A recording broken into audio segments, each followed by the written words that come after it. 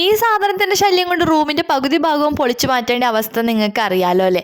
അപ്പോൾ ആ ഒരു ഭാഗം റെഡിയാക്കിയ വീഡിയോ ആണ് കേട്ടോ ഇന്നത്തെ വീഡിയോയിലുള്ളത്. ചുമരിലുണ്ടായിരുന്ന പ്ലൈവുഡിൻ്റെ ആ ഭാഗം മൊത്തം നമ്മൾ പറിച്ചെടുത്ത് കളഞ്ഞു. അപ്പോൾ ആ ഭാഗം മൊത്തം വൃത്തികേടായി കിടക്കുമായിരുന്നു കേട്ടോ. അതിന് വേണ്ടിയിട്ട് ഇതാ ഞാനിവിടെ വാൾപേപ്പർ നമ്മൾ സെറ്റ് ചെയ്യാമെന്നാട്ടോ വിചാരിച്ചിരുന്നു. പൊതുവേ റൂമിൽ മൊത്തം വാൾപേപ്പർ തന്നെയാണ്. വൈറ്റ് പെയിൻറ്റൊക്കെ അടിച്ചിട്ടുണ്ട്. പക്ഷേ വാൾപേപ്പർ കണ്ടപ്പോൾ നമ്മളത് ഒരു ഭാഗത്ത് സെറ്റ് ചെയ്തിട്ടുണ്ടായിരുന്നു. പിന്നെ അങ്ങോട്ട് എല്ലാ ഭാഗവും സെറ്റ് ചെയ്യാട്ടോ ചെയ്തിട്ടുണ്ടായിരുന്നത്.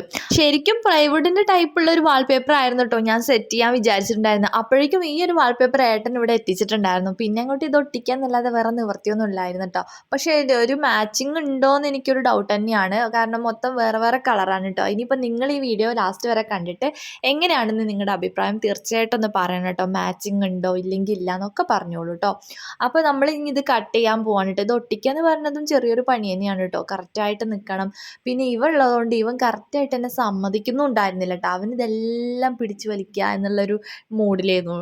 കൂടാതെ ഇതിൻ്റെ സ്റ്റിക്കർ പറിച്ചെടുക്കുക എന്ന് പറയുന്നത് അതിലേറെ ക്ഷമമാണ് കേട്ടോ. എനിക്കാണെങ്കിൽ ക്ഷമയില്ലാത്തതുകൊണ്ടാണ് എൻ്റെ എക്സ്പ്രഷനൊക്കെ അങ്ങനെ വന്നത്. അപ്പം ഞാനിനി ഓരോ ഭാഗമായിട്ട് സെറ്റ് ചെയ്യാൻ നോക്കുകയാണ് കേട്ടോ. അപ്പോഴേക്കും ഇവൻ വന്നിട്ട് എന്നെ ശല്യപ്പെടുത്താണ് കേട്ടോ. എന്തെങ്കിലുമൊക്കെ അതൊക്കെ എടുക്കാനും ഇതൊക്കെ ആയിട്ട്. അപ്പം ഇത് നടക്കൂല എന്ന് എനിക്ക് തോന്നി. അതുകൊണ്ട് പിന്നെ ഞാൻ വിചാരിച്ചു ഇനി പിന്നെ ഉറങ്ങിക്കഴിഞ്ഞിട്ട് ചെയ്യാമെന്നാണ് ഞാൻ വിചാരിച്ചിട്ടുണ്ടായിരുന്നു കേട്ടോ. അങ്ങനെ ആശാനെ വേഗം ഉറക്കിയൊക്കെ ചെയ്ത് കഴിഞ്ഞിട്ടാണ് ഞാൻ ഈ പണിക്ക് ഇറങ്ങിയത് കേട്ടോ. പിന്നെ ബാക്കിയുള്ള ഭാഗമൊക്കെ ഞാനിങ്ങനെ ഒട്ടിച്ചിട്ടുണ്ടായിരുന്നു കേട്ടോ. ആ വാൾപേപ്പറുള്ള ഭാഗം ആ താഴെ മൊത്തം ഒട്ടിക്കാമെന്നാണ് കേട്ടോ ഞാൻ വിചാരിച്ചിട്ടുണ്ടായിരുന്നത്.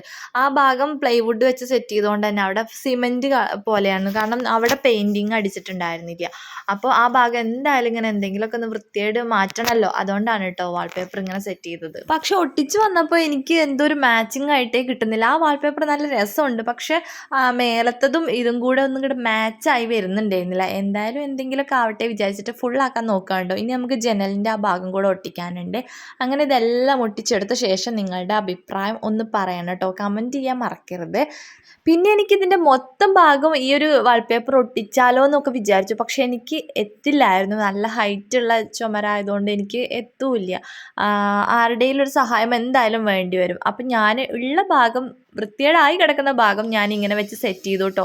പക്ഷെ നിങ്ങൾ പറയുന്നത് എനിക്കിത് ഒട്ടും മാച്ചിങ് ആയിട്ട് തോന്നുന്നില്ല. ഇത് മൊത്തം ആ ഒരു ഭാഗമാക്കുകയാണെങ്കിൽ കളറായിരിക്കും എന്ന് തോന്നുന്നു. അപ്പോൾ ഒരു കാര്യം പറയാൻ ഞാൻ വിട്ടുപോയിട്ടോ. അപ്പോൾ നമ്മുടെ ചാനൽ ആദ്യമായിട്ട് ആരെങ്കിലും കാണുന്നുണ്ടെങ്കിൽ വീഡിയോസൊക്കെ കണ്ട് ഇഷ്ടപ്പെടുകയാണെന്നുണ്ടെങ്കിൽ നമ്മുടെ ചാനലൊന്ന് സബ്സ്ക്രൈബ് ചെയ്ത് സപ്പോർട്ട് ചെയ്യുക കേട്ടോ. അപ്പോൾ വീഡിയോ ലൈക്ക് ചെയ്യാനും മറക്കരുതേ. അപ്പോൾ നമ്മുടെ റൂമിൻ്റെ ഫൈനൽ ലുക്ക് എന്ന് പറഞ്ഞാൽ ഇങ്ങനെയാണ് കേട്ടോ. അധികം ആ ഉള്ള വൃത്തികേടൊന്നും മാറ്റിയെന്നല്ലാതെ പ്രത്യേകിച്ചൊന്നും മാറ്റങ്ങളൊന്നും വന്നിട്ടൊന്നുമില്ല. സത്യം പറയാൻ ഈ റൂം മൊത്തം ഒരു വാൾപേപ്പർ റൂം എന്ന് വേണമെങ്കിൽ പറയാം. 4 സൈഡും 4 വാൾപേപ്പറാണ് ഇപ്പോൾ ഉള്ളത്. അലമാരയ്ക്കുള്ളിൽ വേറൊരു വാൾപേപ്പർ, ഇവിടെ വേറൊരു വാൾപേപ്പർ, അപ്പുറത്ത് വേറൊന്ന്, അങ്ങനെ മൊത്തം വാൾപേപ്പർ റൂം ആയിട്ടുണ്ടെന്ന് തന്നെ പറയാം. അപ്പോൾ നമ്മുടെ വീഡിയോ ഇത്രയുള്ള വീഡിയോ ഇഷ്ടപ്പെട്ടാൽ ലൈക്ക് ചെയ്യുക, സബ്സ്ക്രൈബ് ചെയ്യുക. Okay, by.